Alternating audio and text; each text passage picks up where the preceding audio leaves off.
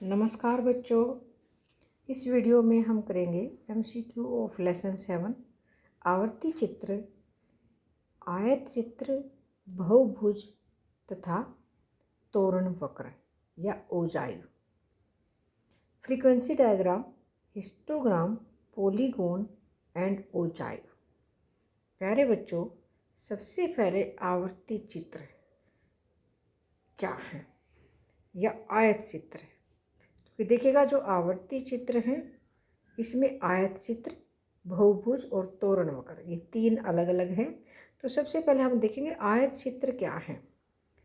आयत चित्र वह रेखा चित्र है जिसमें सतत श्रृंखला, ये बिल्कुल ध्यान देना है, कंटिन्यूस जो सीरीज होती है ना, वो सतत श्रृंखला से संबंधित मदों तथा उनकी आवृत्तियों को आयतों के रूप में ग्राफ पेपर पर प्रदर्शित किया जाता है।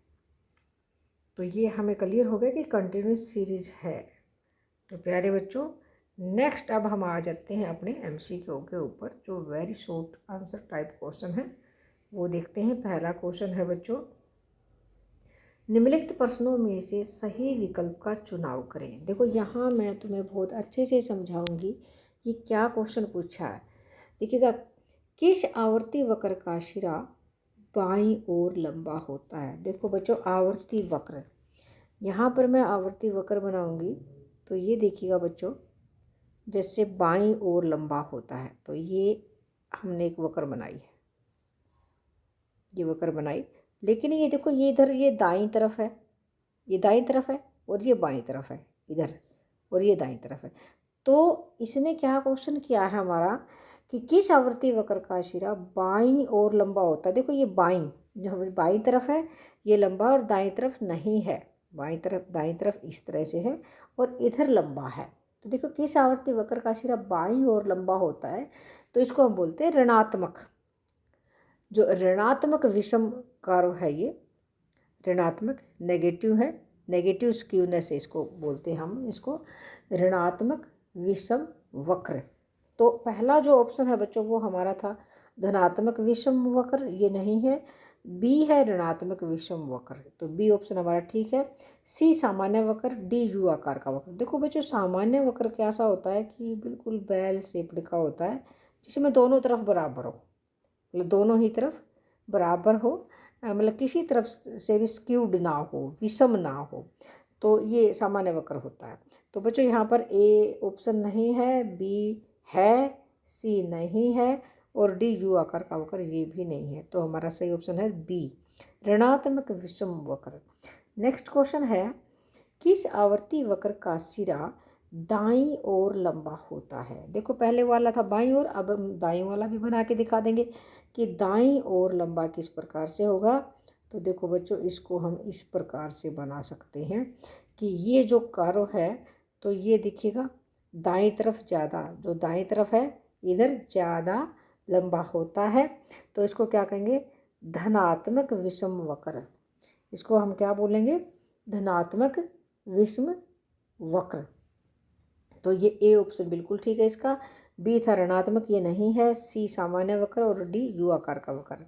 नेक्स्ट क्वेश्चन है, निम्न में से आवर्ती वितरणों की आवृत्तियाँ किस प्रकार की होती हैं। देखो बच्चों, पहला ऑप्शन था ए आकार की, नहीं, बी आकार का वक्र ये भी नहीं, और यू आकार का वक्र ये हो जाता है। तो डी उपरोक्त सभी ये नहीं है। तो सही ऑप्शन हमारा जो है वो बिल्कुल सी है और बिल्कुल ठीक है, यू आकार का वक्र हो सकता है। नेक्स्ट क्वेश्चन है, से कम विधि द्वारा, देखिएगा से कम जो विधि है उसके द्वारा, से कम विधि द्वारा संचय आवर्ती वक्र किस प्रकार का होता है। से कम, तो देखो बच्चों, ऊपर की ओर बढ़ता हुआ, निचली सीमाओं की ओर घटता हुआ, एक्स एक्स के समानांतर, या फिर इनमें से कोई नहीं। देखो बच्चों, यहाँ पर जो हमारा सही उत्तर है वो इस प्रकार से आएगा कि ये है ऊपर की तरफ बढ़ता हुआ। जो आंसर है इसका ये यही आएगा कि ऊपर की तरफ बढ़ता हुआ। वो कैसे, मैं एक बार बनाकर दिखा देती हूँ कि इस प्रकार से ये ऊपर की तरफ बढ़ जाता है, यहाँ से बढ़ता हुआ। तो से कम विधि द्वारा संचय आवर्ती वक्र किस प्रकार का होता है?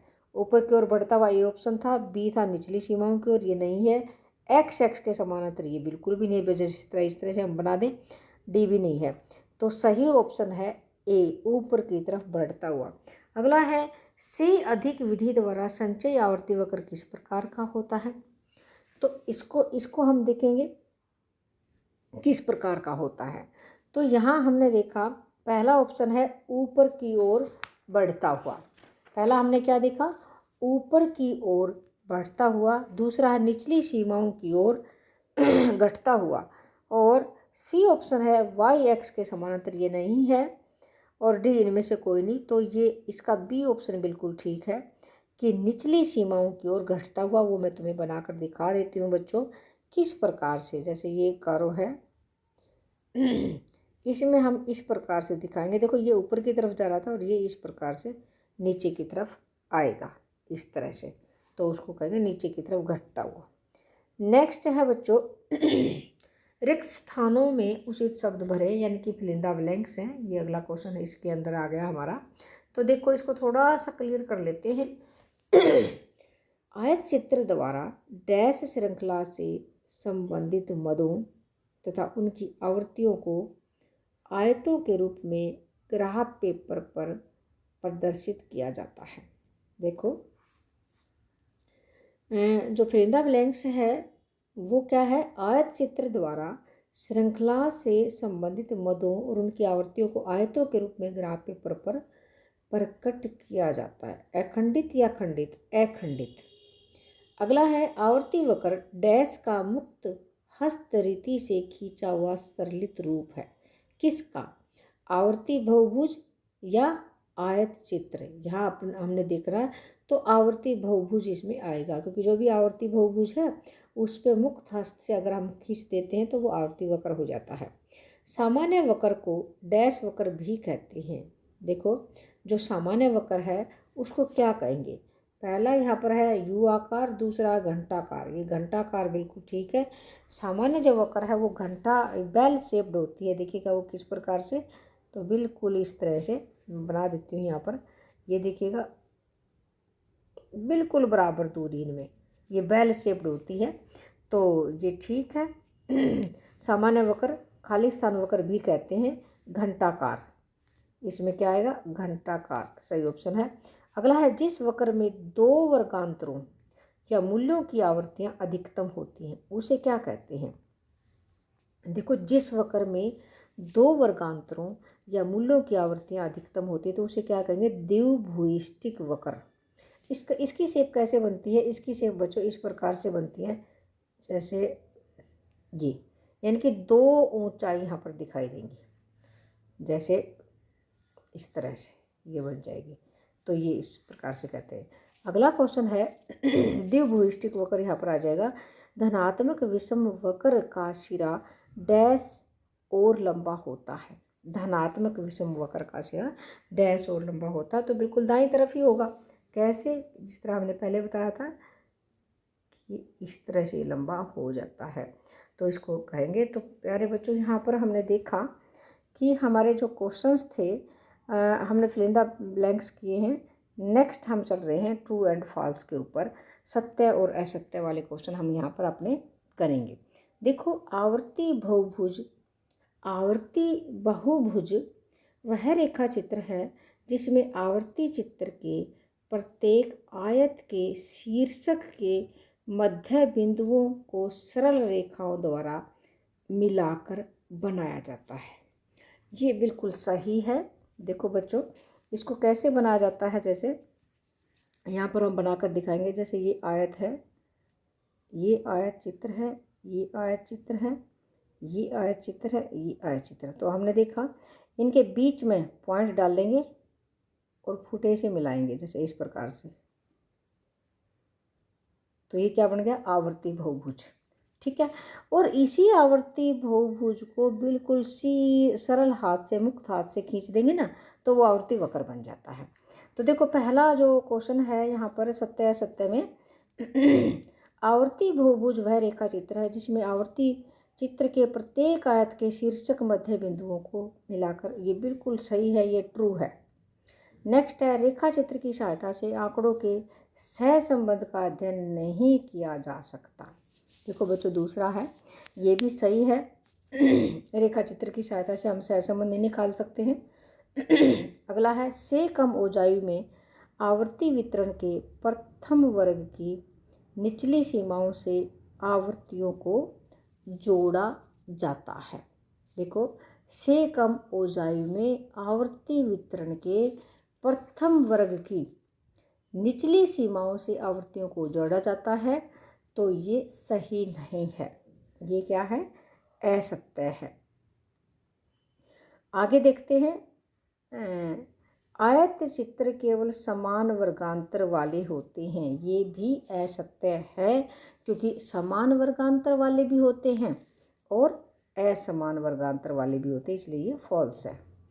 नेक्स्ट है, सममित वक्रों को घंटाकार वक्र भी कहा जाता है, ये सत्य है। ये देखिएगा, ये वाला जो है ये बिल्कुल सही है, इसको हम ट्रू लिखेंगे। सममित यानी कि एक जैसी, दोनों तरफ से घंटाकार वक्र भी इसको हम कहेंगे। सममित वक्र हम यहाँ बनाकर दिखा देंगे बच्चों। देखो, जैसे ये है घंटाकार वक्र, मतलब एक, दोनों तरफ से एक जैसा शेप होगा इसका, दोनों तरफ से एक जैसी, बीच में से बिल्कुल इक्वल होता है, तो इसको कहेंगे घंटाकार शेप। ठीक है, तो प्यारे बच्चों, इसी के साथ हम अपना ये चैप्टर कंप्लीट करते हैं, क्योंकि इसमें लेकिन हमारे कुछ छोटे क्वेश्चन हमारे रह जाते हैं, उनको भी एक बार रिवाइज करा देते हैं। तो आपके सामने कुछ very short answer type question आ रहे हैं, वो भी देख लेते हैं। पहला है, आवर्ती वितरण चित्र किसे कहते हैं। देखो बच्चों, आवर्ती वितरण चित्र किसे कहते हैं, वह बिंदु रेखा चित्र जिसमें आंकड़ों के आवर्ती वितरण को दिखाया गया हो, उसे आवर्ती वितरण चित्र कहते हैं। अगला है, आयत चित्र किसे कहते हैं। आयत चित्र वह रेखा चित्र है जिसमें सतत श्रृंखला से संबंधित मदों और उनकी आवर्तियों को आयतों के रूप में पेपर पर प्रदर्शित किया जाता है, ये भी ठीक है, आयत चित्र। अगला है, संचयी आवर्ती वक्र या ओजाइव से क्या अभिप्राय है। संचयी आवर्ती वक्र वह वक्र है जो ग्राफ पेपर पर संचयी आवर्तियों को अंकित करके बनाया जाता है। ठीक है, आगे है, आवर्ती बहुभुज की परिभाषा दें। देखो बच्चों, आवर्ती बहुभुज वह रेखा चित्र है जो आयत चित्र के प्रत्येक आयत के शीर्ष के मध्य बिंदुओं को सरल रेखाओं के द्वारा मिलाकर बनाया जाता। अभी हमने बनाया था कि ये आयत है, फिर ये आयत है, ये आयत है। अब अगर इनके बीच में निशान लगा कर इनको जोड़ के बनाया जाए ना, तो उसको आवर्ती बहुभुज कहेंगे। आगे, आवर्ती वक्र किसे कहते हैं, ये मैं पहले भी क्लियर कर चुकी हूँ कि जो आवर्ती बहुभुज है, अगर उसको मुक्त हाथ से अगर इस पर से खींचा जाए तो वो आवर्ती वक्र है। अब देखिएगा, आवर्ती वक्र आवर्ती बहुभुज का मुक्त हस्त रीति से खींचा हुआ सरलित रूप है। तो बच्चों, ये 5 छोटे छोटे यानी कि very short answer type question भी हमने कराए। तो इसी के साथ हमारा ये जो MCQ और ट्रू फॉल्स वाला जो चैप्टर के जो कुछ क्वेश्चंस थे ये फिनिश होते हैं। तो इसी के साथ हम आपसे विदा लेते हैं। Thank you.